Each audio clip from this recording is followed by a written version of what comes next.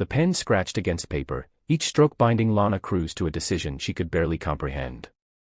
Rain hammered against the courthouse windows, blurring the world outside into streaks of gray and shadow.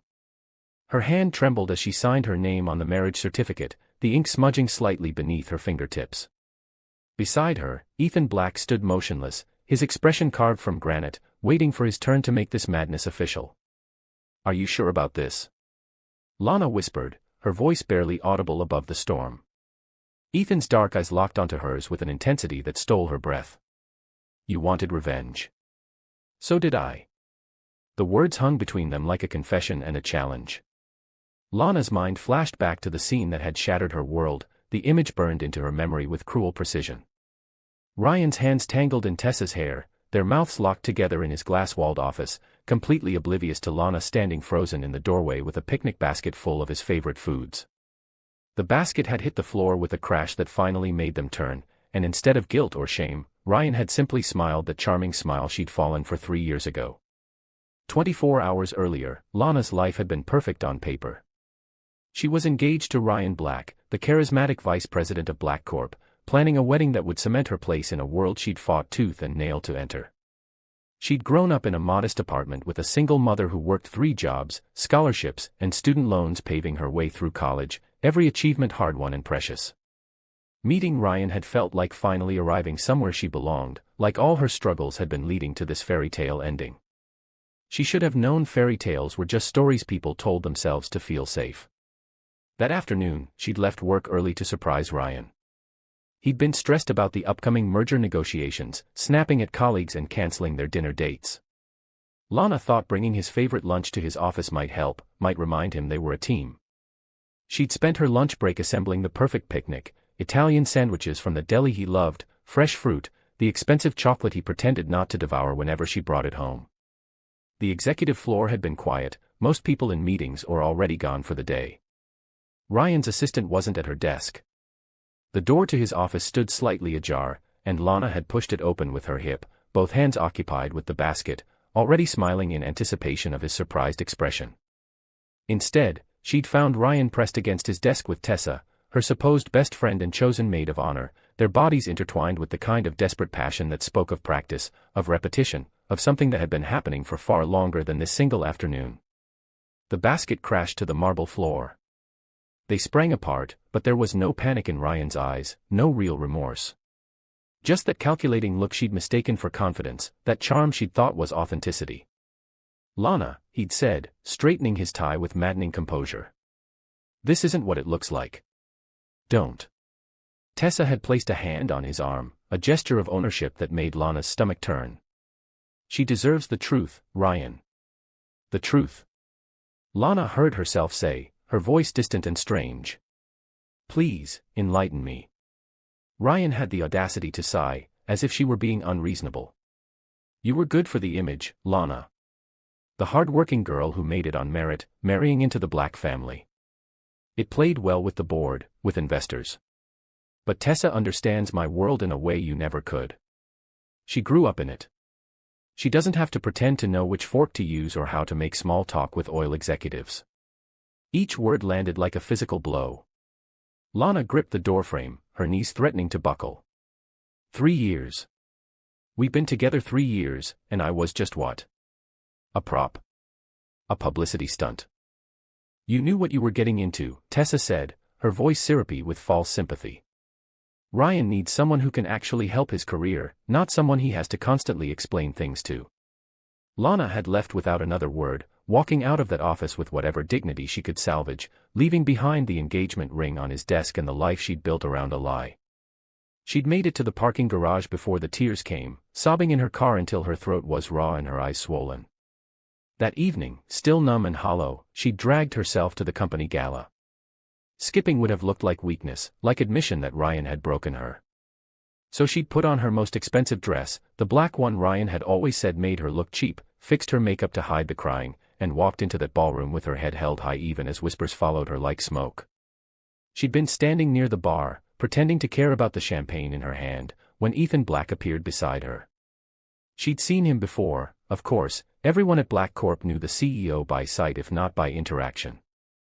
He was a ghost who haunted the executive floors, brilliant and ruthless, with a reputation for dismantling competitors and building empires. Where Ryan was all charisma and charm, Ethan was ice and calculation. Brothers who couldn't have been more different. "You're still here," Ethan had said, not looking at her, his eyes scanning the crowd with predatory focus. "Where else would I be? Most people run when they're wounded. They hide. Lick their wounds in private." Lana had turned to look at him then, really look at him. His face was all sharp angles and shadows, handsome in a severe way that made Ryan's good looks seem pedestrian by comparison. "Are you here to offer condolences or twist the knife deeper?" "Neither. I'm here to offer you a choice." Before she could respond, Ryan had appeared across the ballroom with Tessa on his arm, both of them laughing like they hadn't just destroyed someone's life that afternoon. The sight made Lana's hands clench around her champagne flute hard enough that she worried the glass might shatter. "He thinks he's won," Ethan said quietly. "He thinks humiliating you was consequence-free. Wasn't it? He's over there with my replacement, and I'm alone at a party where everyone is probably laughing at me." "No one's laughing. They're watching. There's a difference." Ethan finally looked at her, his gaze sharp enough to cut. "My brother just jeopardized a merger I've been building for 5 years.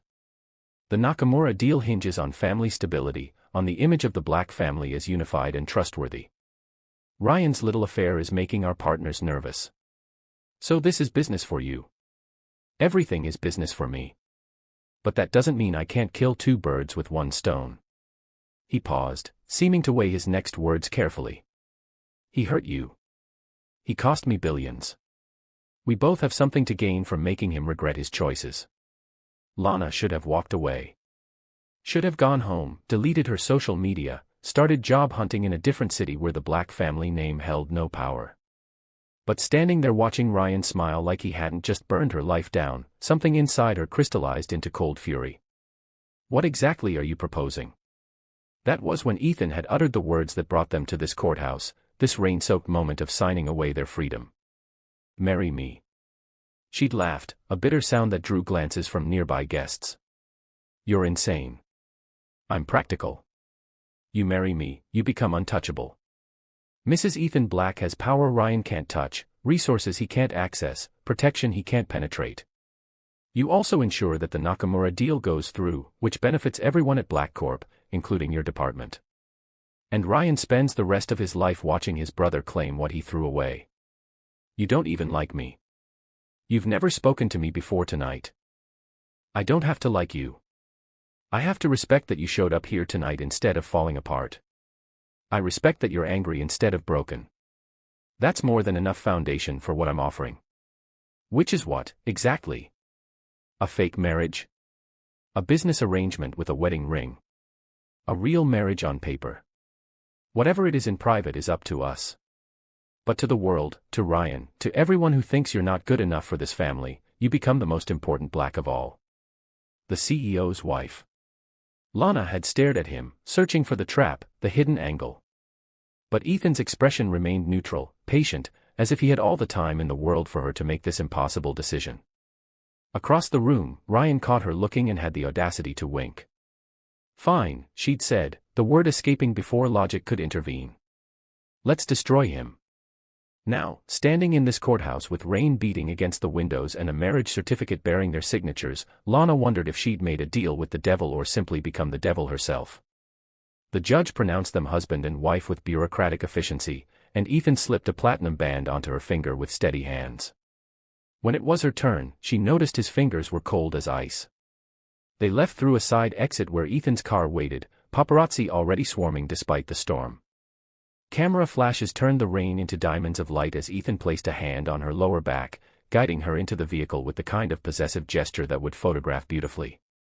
The door closed, muffling the shouted questions, and they sat in sudden silence as the driver pulled into traffic. "Your things are being moved to the penthouse as we speak," Ethan said, scrolling through his phone with one hand. "I've had the staff prepare the East Wing for you. You'll have complete privacy."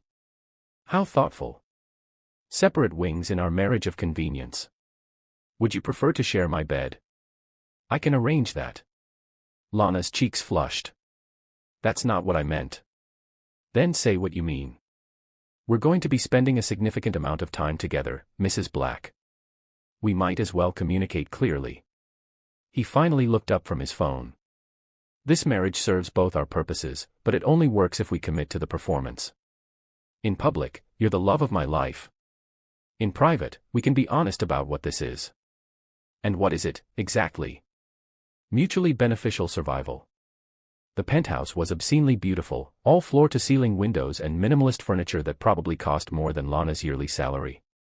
Her belongings looked absurdly out of place in the guest suite, her discount furniture, her thrift store decorations, her entire life fitting into one wing of someone else's castle. That night, she stood at the window watching the city lights blur through rain-streaked glass, trying to process the fact that she was married.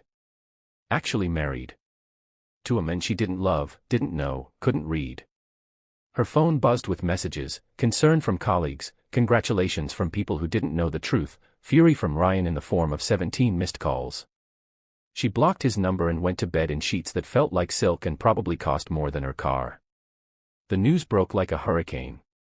By morning, every major outlet carried the story: Black Corp CEO marries brother's ex-fiancé in surprise ceremony. The photos from the courthouse were everywhere: Ethan's hand on her back, the possessive way he'd looked at her, the platinum ring catching light. To the world, it looked like a fairy tale romance, a billionaire sweeping in to claim the woman his brother had foolishly let go. Lana's phone became unusable from the flood of calls and messages.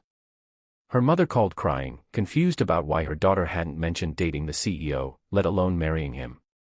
Lana fed her the line Ethan had prepared: they'd been secretly seeing each other for months, kept it quiet because of Ryan, finally decided they couldn't hide their feelings any longer. The lie tasted like ash in her mouth, but her mother believed it because she wanted to believe her daughter had found happiness. At work, people treated Lana differently. The casual friendliness evaporated, replaced by cautious respect or barely concealed envy. She was no longer just Lana Cruz, marketing manager who'd clawed her way up from nothing. She was Mrs. Ethan Black, the CEO's wife, untouchable and terrifying by association. Ryan cornered her in the parking garage 3 days after the wedding. She'd been loading groceries into her car when he appeared, his face twisted with something between rage and disbelief. "What the hell are you playing at?" he demanded. Lana didn't flinch, didn't step back. She'd spent 3 days in Ethan's world learning that power was 90% performance. "I'm not playing anything, Ryan. I'm living my life. With my brother. Don't make me laugh. Ethan doesn't do relationships. He doesn't do anything that isn't calculated to increase his profit margin. Whatever you think this is, you're wrong. And what was I to you? Oh right, good for the image. Funny how that worked out, isn't it?" His jaw clenched. "You did this to hurt me. I did this for me. That it hurts you is just a bonus." She started to close her trunk, but Ryan grabbed her arm. "You're making a mistake. He'll chew you up and spit you out once you've served his purpose. At least I was honest about what I needed from you." "You were honest."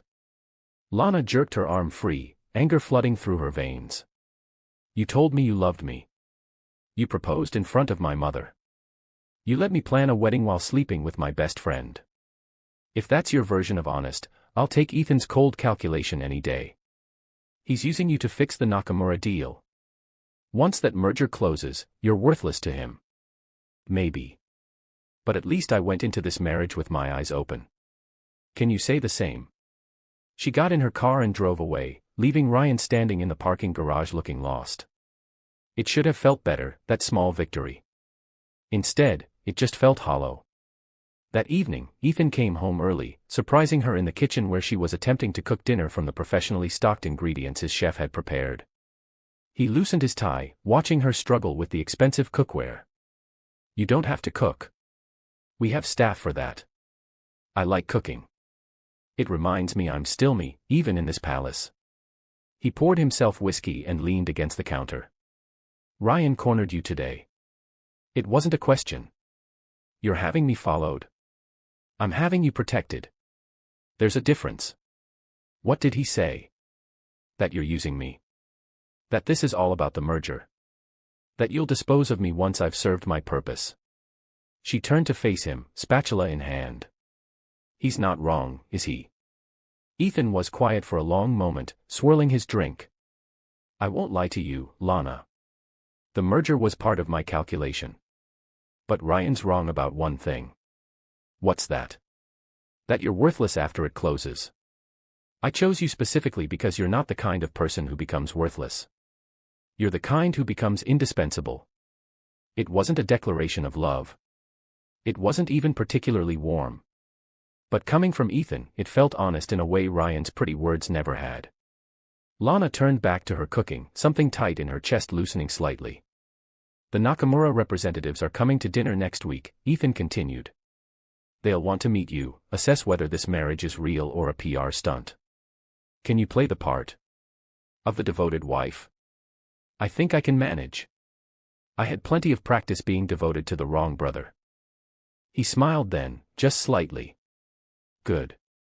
Because if this works, Ryan loses his position on the board. The optics of his affair combined with our marriage make him a liability. The board will vote him out. That was always the plan. That was always my plan. Yours was revenge. I'm simply helping you achieve it. The Nakamura dinner was a masterclass in performance art. Lana wore a dress Ethan's stylist had selected, diamonds borrowed from his mother's collection glittering at her throat. She smiled at the right moments, laughed at the representative's jokes, allowed Ethan to touch her with the casual intimacy of a real marriage. His hand on her lower back, his fingers brushing her arm, the way he looked at her when she spoke as if she were the only person in the room. It should have felt fake. Somehow, it didn't. Mr. Nakamura was particularly interested in their love story. How did they meet?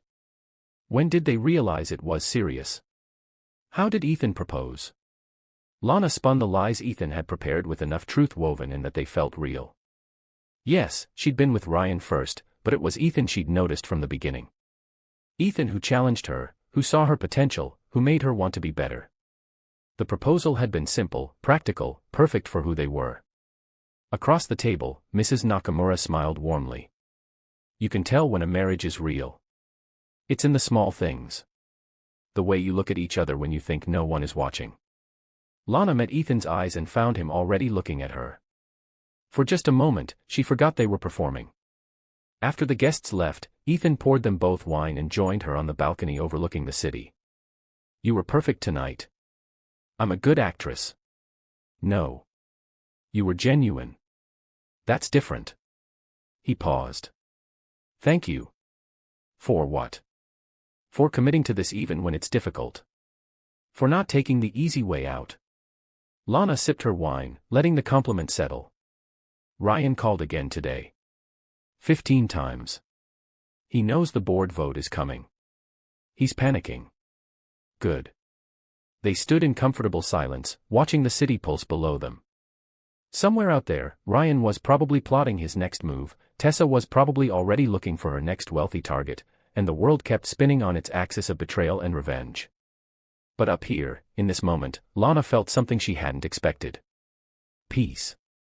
Not happiness, not yet. But peace. The board meeting was scheduled for Friday. Ethan left the penthouse in his usual armor, perfectly tailored suit, expression neutral, every movement calculated. But before he left, he'd done something unexpected. He'd kissed her forehead, gentle and brief, and whispered, "Whatever happens today, you're protected. I promise."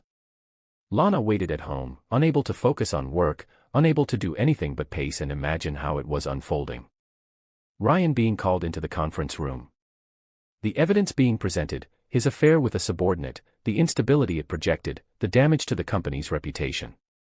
The vote being called. When Ethan came home, she knew immediately. He looked less tense, his shoulders relaxed in a way she'd never seen. It's done, he said simply. Ryan is out. The board voted unanimously to remove him from his position and revoke his shares pending ethical review. So we won. We won. Lana should have felt triumphant. Instead, she felt empty. Hollow. They'd achieved exactly what they set out to do, and now what? Where did a revenge marriage go after the revenge was complete? Ethan, she said slowly, what happens now? The merger closes next month. Ryan is finished. We accomplished what we set out to do. He poured himself a drink but didn't answer immediately. When he finally spoke, his voice was quieter than usual. That depends on you. On me. This marriage was transactional. But somewhere along the way, it became something else. At least for me. He turned to face her. I don't love easily, Lana. I don't let people in. But you've gotten under my skin in a way I didn't expect and don't entirely understand. Her heart hammered against her ribs. What are you saying? I'm saying this can end when the merger closes if that's what you want. Clean break, generous settlement, we both move on with our lives. Or. He paused, seeming to gather courage. Or we could try making this real. Lana stared at him, unable to process the words. This man who dealt in calculations and cold logic was offering her something terrifyingly vulnerable. A real marriage. Real feelings. Real risk. I don't know if I can, she whispered. Ryan broke something in me. I don't know if I can trust again. I know. But I'm not Ryan. I won't make you promises I can't keep. I won't feed you pretty lies. I'll give you honesty, even when it's ugly. And I'll give you time. She wanted to say yes. God, how she wanted to say yes. But the wounds were still too fresh, the fear too real. I need to think. Take all the time you need. The offer doesn't expire. That night, Lana lay in bed staring at the ceiling, her mind a chaos of conflicting emotions. She'd married Ethan for revenge, stayed married for security, and somewhere in the performance of being his wife, she'd started to feel things she hadn't planned on feeling. But feelings weren't enough. Trust had to be earned, and she wasn't sure she had the courage to try again. The next morning, she made her decision. She packed her bags while Ethan was at work, leaving behind the borrowed jewelry and expensive clothes. She left only a note on the kitchen counter, I need to find out who I am without being someone's anything. Thank you for giving me the tools to survive. I hope someday I can repay you. Lana used the settlement Ethan had insisted on setting up, generous but not obscene, to start her own marketing firm. She rented a small office in a less trendy part of the city and threw herself into building something that was entirely hers. No family name to lean on, no husband's reputation to hide behind. Just her skills, her vision, her determination. The firm grew slowly but steadily. She hired talented people who'd been overlooked by bigger agencies, took on clients who needed authentic voices, built a reputation for honesty in an industry built on spin. 6 months after leaving the penthouse, she'd made her first $1 million in revenue. She didn't see Ethan during those months. Heard about him occasionally, the Nakamura merger had closed successfully, BlackCorp had acquired 3 competitors, his net worth had tripled. The divorce papers never came, but she assumed they were coming. Their arrangement had served its purpose. Then one Tuesday morning, Ethan walked into her office unannounced. He looked exactly the same, perfect suit, neutral expression, aura of controlled power. But something in his eyes was different. Softer, maybe. Or just tired. Mrs. Black, he said, and she hated how her heart jumped at the title. I have a business proposition. Lana leaned back in her chair, fighting to keep her expression neutral. I'm listening. He placed a contract on her desk. BlackCorp is launching a new consumer brand. We need an agency that understands authentic storytelling, that can make people feel something real. I'd like to hire your firm. She picked up the contract, scanning the terms. It was generous, more than generous. It would triple her revenue overnight, establish her firm as a major player. It would also tie her to Ethan professionally, force them to work together, rebuild the connection she'd walked away from. Why me? She asked. There are bigger agencies with better track records. Because you're the best at what you do. Because I trust you. Because. He paused, and for the first time since entering her office, his mask cracked slightly. Because I miss you, Lana. And I'm hoping that working together might give us a chance to figure out if what we had was just performance or something worth fighting for. That's not very professional. No. But it's honest. She should have said no. Should have protected the peace she'd worked so hard to build. But sitting there looking at Ethan, at the men who'd given her the tools to remake herself and never demanded anything in return, she realized she missed him too. Strictly business, she said, extending her hand. We work together as professionals. Nothing more until I'm ready. And if you're never ready, then we'll have a great professional relationship and a very amicable divorce. He shook her hand, his grip warm and steady. Deal. Also, there's one more thing. What's that? Dinner. Tomorrow night. Strictly personal, nothing professional. I'd like to take my wife on a proper date. Lana felt herself smile despite everything. We'll see about dinner. I'll take that as a maybe. Smart man. He headed for the door, then paused. For what it's worth, these past 6 months without you have been the longest of my life. I built an empire, closed the biggest deal of my career, and none of it meant anything because you weren't there to share it with. Ethan. I know. You need time. I'm just saying, when you're ready, I'll be here. I'll always be here. He left, and Lana sat staring at the contract, her heart doing complicated things in her chest. She'd come so far from that broken woman in the parking garage, from the girl who'd let Ryan make her feel worthless. She'd rebuilt herself, proved she could stand alone. But maybe, just maybe, standing alone wasn't the same as being strong. Maybe strength was knowing when to let someone in. When to try again. When to believe that not all men would break your heart, that some would help you rebuild it. She picked up her phone and texted, tomorrow night. 8 o'clock. And Ethan. Wear something other than a power suit. I want to see who you are when you're not trying to conquer the world. His response came immediately, deal. If you loved this story of betrayal, revenge, and unexpected second chances, subscribe now for more emotional narratives that will keep you on the edge of your seat. Drop a comment below telling me what you think Lana and Ethan should do next. Do they deserve their happily ever after? And don't forget to like this video to help others discover stories about finding yourself after betrayal. The following evening, Lana stood in front of her closet trying to decide what to wear to dinner with her husband, and for the first time in months, she felt something dangerous and wonderful blooming in her chest. Hope.